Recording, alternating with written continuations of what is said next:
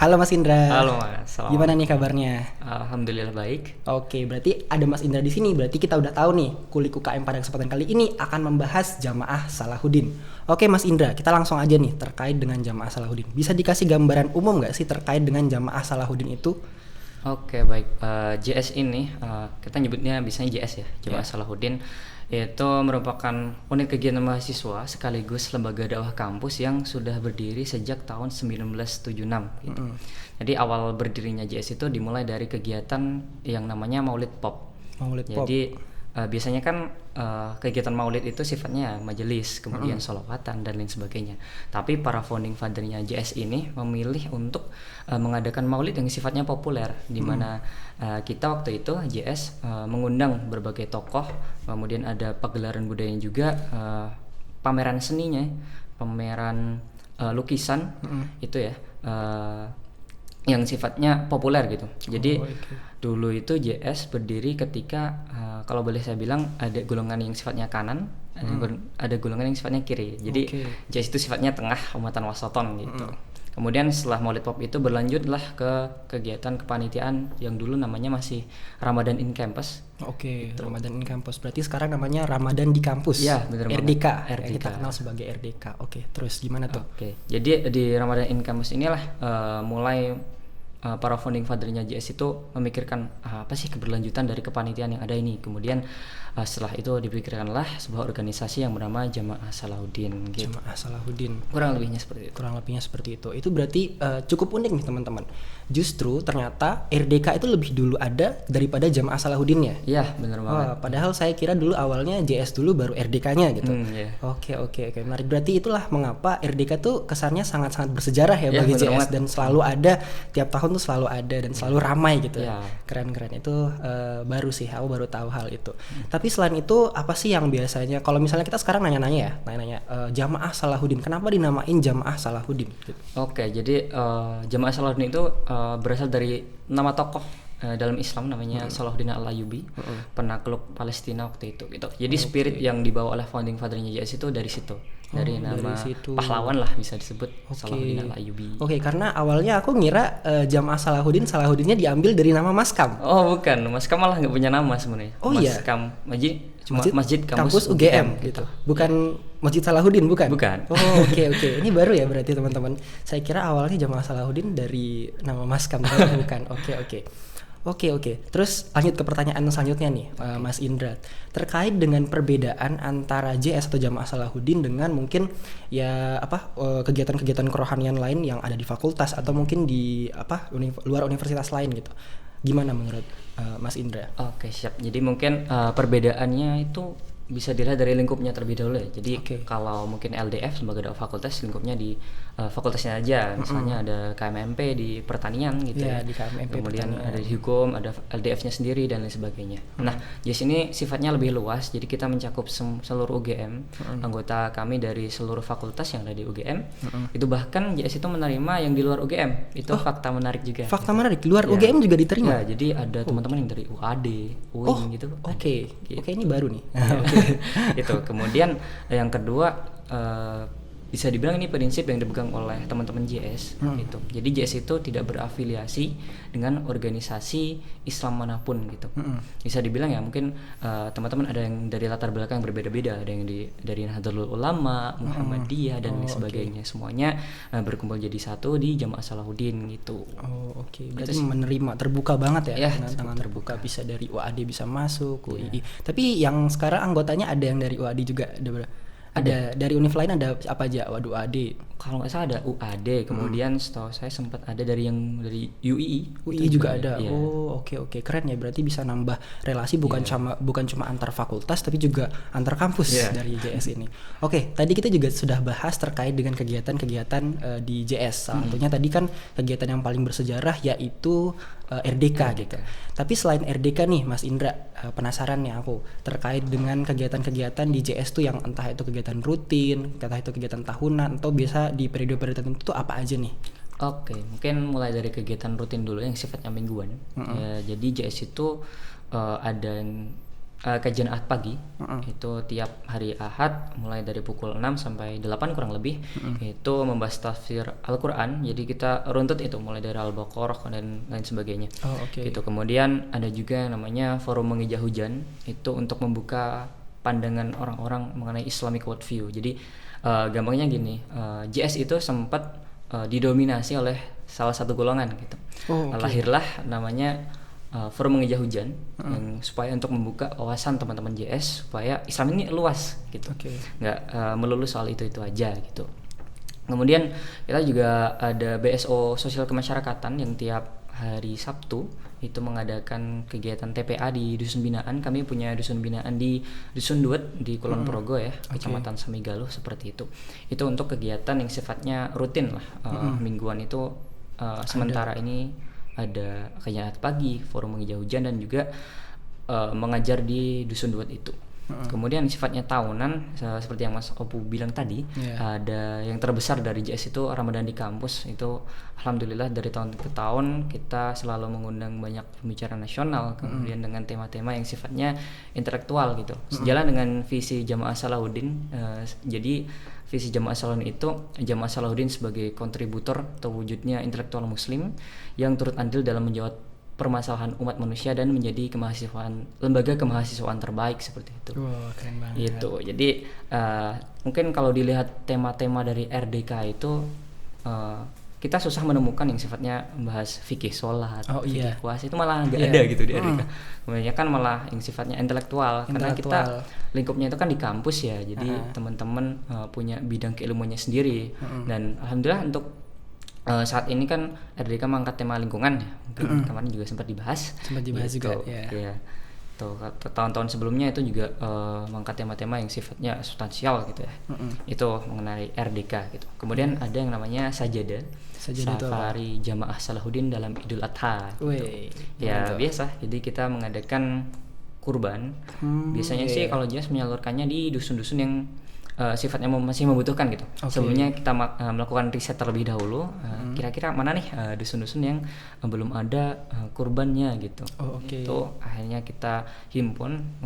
Biasanya kita menyurati dosen-dosen, kemudian direktur dari perusahaan untuk ikut berkorban melalui Jamaah Salahuddin bersama Masjid Kampus UGM gitu biasanya. Itu. Kemudian setelah RDK Sajadah, dan kita juga ada kegiatan besar itu penerimaan mahasiswa baru. Itu mungkin bersamaan dengan Galax. Galax ya. September atau Oktober gitu ya. Itu. Jadi biasanya ada serangkaian kegiatan mulai dari open house, kemudian JS juga mengikuti Galax gitu kan. Itu ada kepanitiaan sendiri, dan itu salah satu yang besar gitu, kepanitiaan besar di Jamaah Salahuddin. Itu sih kurang lebih. Itu ya teman-teman terkait dengan kegiatan-kegiatan di Jamaah Salahuddin. Menarik juga nih teman-teman. Tadi aku juga tertarik sama yang satu lagi tuh, selain yang dari RDK ada juga yang Idul Adha. Itu berarti kamu nyalurin kurban ke daerah-daerah yang membutuhkan, atau di masjidnya juga ada pemotongan atau gimana? Jadi di Maskam juga tetap ada pemotongan biasanya seperti ada pemotongan itu. Berarti ya. Jadi kami sebagai lembaga dakwah kampus bekerja sama dengan Takmir Masjid Kampus UGM dalam pelaksanaan kegiatannya seperti itu. Kemarin juga bahkan dari Pak Anies Baswedan, Pak Anies Baswedan mengirimkan 1 ekor sapi seperti itu untuk disembelihkan gitu. Itu langsung disembelih di Maskam gitu. Sementara untuk yang lainnya mungkin ada kambing gitu ya, itu kita salurkan ke dusun-dusun yang sifatnya membutuhkan. Biasanya sih kami ambil 2 dusun karena kami punya dusun binaan yang di Duet tadi, sama dusun yang hasil kami riset gitu. Kira-kira mana nih dusun yang masih belum banyak warganya yang bisa berkorban gitu. Keren ya. Berarti disumbangkan ke dusun-dusun juga, tapi di Maskam juga ada. Betul. Dan satu lagi hal yang menarik adalah tadi sempat disebutkan sama Indra, yaitu terkait dengan tema-tema kajian. Ketika RDK itu biasanya temanya ilmiah gitu. Nah itu aku baru nyadar juga tuh, karena banyak yang juga ngerasa nih kalau misalnya ikut RDK biasanya ikut kuliah juga gitu. Ngerasa ikut kuliah yang ada dikaitkan dengan ininya juga, religinya, agamanya. Keren juga tuh berarti idenya. Oke, selain itu Indra, aku juga pengen nanya nih terkait dengan output nih, yang mungkin teman-teman pengen tahu output yang bisa teman-teman dapatkan ketika ikut JS. Menurutmu gimana? Oke, mungkin ini yang aku rasain sendiri ya di gabung dengan JS. Bayangan awalku adalah ketika gabung dengan sebuah lembaga dakwah kampus gitu ya, kita hanya mendapatkan ilmu yang sifatnya agama aja gitu. Mendapatkan teman-teman yang sifatnya soleh dalam tanda kutip gitu. Tapi ternyata nggak sebatas itu. Setelah kurang lebih 3 tahun ya aku di JS gitu. Jadi ketika masuk JS, aku melihat JS itu sebagai organisasi yang ya karena mungkin sudah lama juga, jadi JS itu sangat rapi secara administrasi gitu. Jadi JS itu punya yang namanya produk hukum yang mengatur seluruh kegiatan di JS gitu. Ada yang namanya konsep sistem kaderisasi, gimana kita mengelola kaderisasi tiap-tiap kader Jamaah Salahuddin. Kemudian ada TKO, tata kelola organisasi, gimana sih cara ngelola JS yang baik, itu tercantum dalam produk hukum yang namanya TKO gitu. Kita juga punya yang semacam undang-undangnya JS gitu, TGTB, tata gerak dan tata barisan, seperti itu. Kita juga ada rencana 5 tahun ini, kalau sekarang 3 tahun, 3 tahun ini JS mau ngapain, itu tercantum dalam rencana strategis gitu. Itu ada mungkin rencana 3 tahun gitu ya ke depan. Wow, Jadi selain mungkin belajar agama di JS, kita juga belajar administrasi, belajar berorganisasi dan lain sebagainya gitu.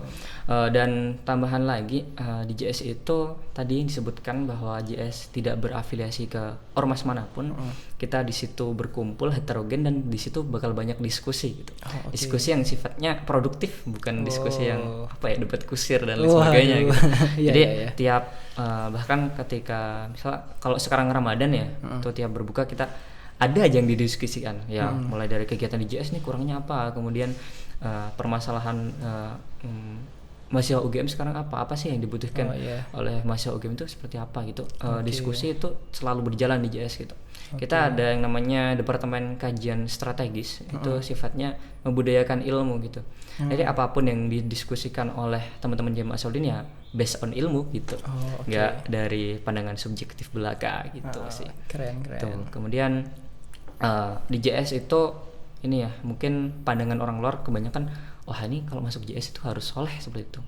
Sebenarnya enggak, ya ada teman-teman yang JS yang sifatnya soleh dalam tanda kutip itu ada, tapi teman-teman yang masih belajar itu juga ada gitu. Jadi kebanyakan kalau saya lihat itu teman-teman JS itu terbagi jadi 2 macam ya. Jadi sifatnya yang pengen belajar agama, kemudian ada yang juga lebih ke keorganisasiannya gitu. Yang belajar agama ini lebih ke Islamic worldview-nya, kemudian organisasi yang sifatnya ya gimana sih cara ngelola organisasi yang baik gitu dengan 5 produk hukum yang kami punya itu tadi. Itu sih. Keren. Berarti bener-bener kayak balance gitu ya. Antara ilmu organisasinya juga dapet, terus ilmu agamanya juga dapet, dan lain sebagainya juga dapet. Keren. Tadi sempat aku dengar juga sering ngobrol-ngobrol soal agama-agama sama teman-teman gitu. Sering cerita nabi-nabi juga nggak? Itu malah jarang cerita. Jarang ya. Itu biasanya obrolan laki-laki ketika jam 2 malam. Betul banget itu. Makin malam gitu. Pembahasannya makin berat. Makin berat ya. Oke nih Indra, kita sampai di akhir pembicaraan nih. Untuk terakhir nih, kira-kira apa nih kamu pengen sampein ke teman-teman sobat UGM Channel atau mahasiswa UGM Muslim? Kenapa nih mahasiswa UGM yang Muslim itu harus daftar JS? Alasannya kenapa? Ayo coba. Sebenarnya udah terspill dari pertanyaan tadi ya. Jadi selain kita dapat teman-teman yang teman-teman yang soleh seperti itu ya, lingkungan yang baik, karena kita bahkan bisa dibilang tiap hari gitu ya di masjid kampus gitu. Tapi kita juga bisa belajar berorganisasi bareng-bareng gitu. Kalau boleh jujur, saya dulu ketika SMA itu nggak ikut organisasi apa-apa.